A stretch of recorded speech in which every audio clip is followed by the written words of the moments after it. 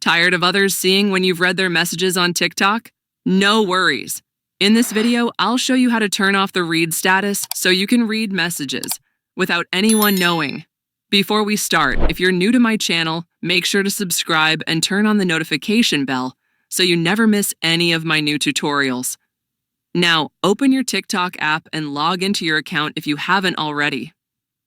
Once you're in TikTok, tap on the profile icon at the bottom right corner of the screen. This will take you to your profile page. Next, in the top right corner, you'll see 3 horizontal lines. Tap on them, and from the menu that appears, select Settings and Privacy.